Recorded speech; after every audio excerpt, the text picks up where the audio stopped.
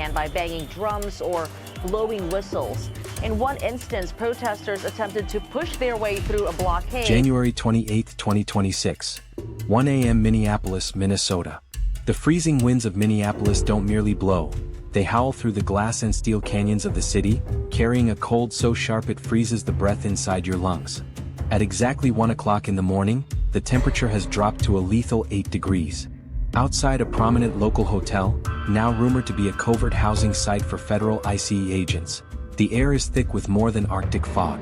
It is heavy with the sense of an approaching, catastrophic eruption. For the past 48 hours, intelligence reports have indicated that federal authorities quietly transferred dozens of high-value detainees into this single location, transforming a civilian hotel into a temporary federal fortress.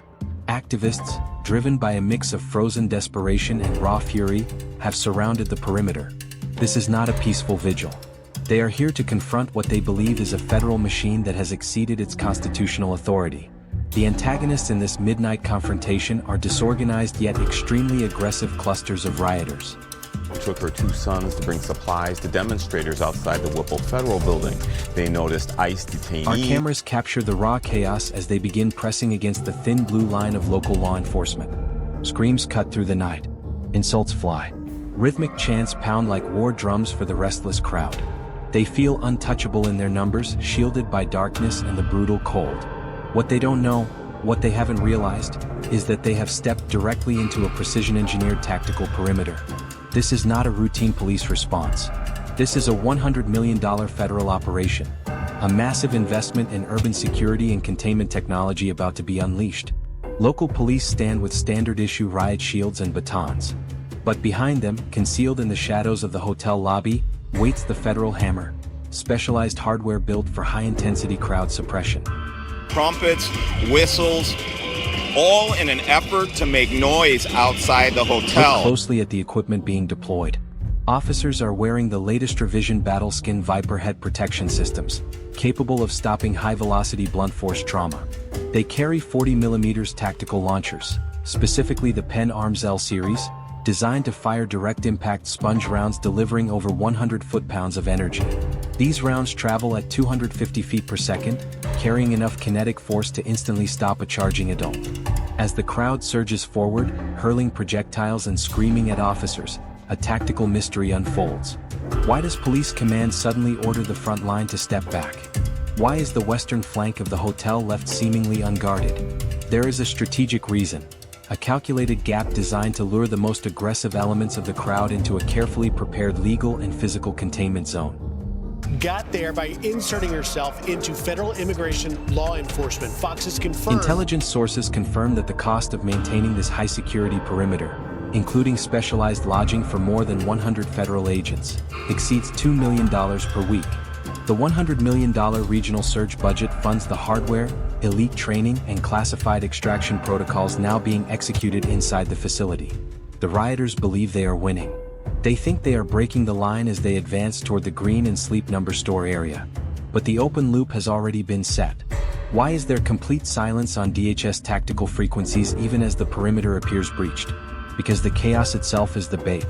The cold is about to get much worse. Irritants to clear out that group that was there. This hotel is one of many that's been targeted over the last few weeks by protesters. As the clock hits 1:20, the tactical gap fills with the thunder of heavy hydraulic brakes and the blinding flash of high-intensity strobe lights. The federal hammer has arrived. On the ground, sensory overload is total. The crack of supersonic non-lethal rounds dominates the soundscape, mixed with frantic panic erupting over the rioters' private radio channels. They thought they were in control, but federal thermal optics have tracked every agitator from rooftops for the past 2 hours. The crowd is no longer a mass. It has become a grid of individual targets. If you stand for officer safety and believe in restoring the rule of law, type PROTECT in the comments right now. With one group attempting to breach a hotel where they believe ICE agents are staying. As the escalation enters its kinetic phase, a secondary weapon system appears. Massive Lenco Bearcat armored vehicles roll into a kettling formation. Each vehicle costs nearly $300,000 and is equipped with long-range acoustic devices, RADs. Operating at 150 decibels, these systems project a focused beam of sound that vibrates internal organs. The rioters attempt to retreat, but the once open western flank is now sealed by a secondary line of DHS tactical units. They have been kettled. Pepperball VKS launchers fire rounds at 300 feet per second, each carrying pava powder, a synthetic capsaicin 10 times stronger than standard pepper spray. The air turns orange with chemical agents. A Minnesota hotel overnight, which they believe is housing ICE agents. This is still going on. While 26 rioters are zip-tied and dragged toward processing vans, a blacked-out motorcade of up-armored SUVs moves through the hotel's underground parking garage. This was the real objective. The riot was the distraction. The hammer was the containment. The extraction was the prize. Federal agents deploy Stingray technology, specifically the Harris Corporation Kingfish system, intercepting every cell signal in the area. Social networks are mapped. Leaders identified. Metadata recorded in real time. A final surge by masked agitators is met with coordinated flashbang grenades. White light blinds cameras. Sound shatters the night. Then silence. Believing it to be where ICE agents are staying during Operation Metro Surge. Now, when our cameras... When the light fades, 26 individuals lie face down on frozen asphalt, hands bound in heavy-duty flex cuffs. Riot momentum is annihilated. Within 45 minutes, hundreds are reduced to scattered retreating groups. Streets are littered with signs, masks, and chemical residue. The technical autopsy is clear. Information dominance and integrated systems won the night. Using N/PRC-117G radios, FLIR boson thermal drones, and lightweight level IA ballistic shields, federal units executed millisecond-precise containment. The extraction concludes with 0 casualties. The riot was noise. The extraction was the signal. As morning light creeps over the Minneapolis skyline, the hotel stands empty. The detainees are gone. The federal hammer has moved on. The trap remains open.